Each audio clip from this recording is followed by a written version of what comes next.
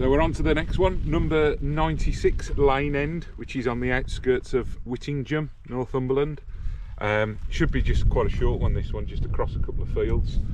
Just got a little bit of a rainbow coming out in the distance behind us, and it's quite a picturesque little village, Whittingham. Again, it's just a little bit dreary and damp and wet today, but if you follow the road up here, park in the woodland a little bit further down, there's Calais Hill Fort, which is a really nice ancient woodland if you fancy a walk up there, if you wanted to stretch it out a bit.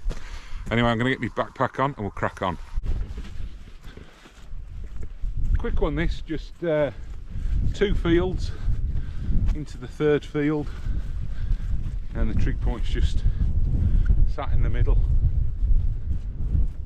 Quite nice views around and about, and it looks like it's trying to brighten up a little bit as well. Sun's trying to get out. Looks like potentially there's a shoot going on down on the outskirts of Thrunton Woods. Judging by the 4x4s, and yeah, definitely there's people spaced out. Spaced out as in 100 yards apart, not kind of googly-eyed and tripping.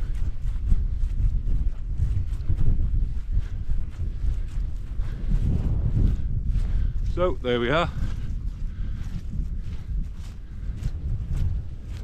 A little bit like the last one, in the sense it looks like it's been used by the cattle as a scratching post, but again, a nice quick and easy one to do.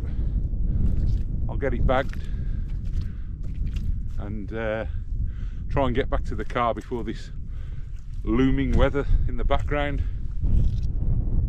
Looks like it's going to come in quite heavy. So the weather is a game of 2 halves. We've got nice skies starting to lighten up to the north, and a bit dull as ditch water to the south.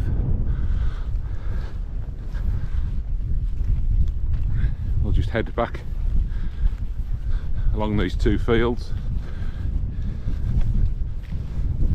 We'll be back at the car and off to the next one. Just seen this here, I'm going to share a little story with you from my youth. So I used to go on holiday on a dairy farm a lot as a kid, and the farmer was brilliant. He used to let you get stuck in and drive the tractors and milk the cows and collect the hay and do whatever you wanted to do really on the farm. It was just a bit of free labour, and I used to enjoy it. Anyway, everywhere with it being a dairy farm had electric fences to keep the cows in check. So generally on the end of an electric fence wire, you'll see one of these insulated handles.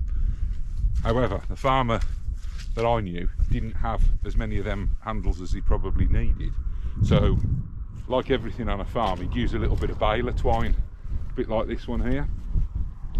So, got the baler twine tied around the end of the cable, looped over a gate post, and that was it. The fence was electrified, or the gateway was electrified. So I was there the one day, and I had to let the cows through a gateway, and I goes to grab the string to lift it off the gate post, and learnt a life lesson about electricity conducting through wet string. I was like, you bugger. So yeah, I learnt that one the hard way. Back in the 80s, when there was, I'm sure there used to be an advert on the telly about not flying your kite next to pylons in case the electricity conducted down the kite string and electrocuted you. So I learnt that one, not in a severe way, but yeah, don't use the string when it's wet.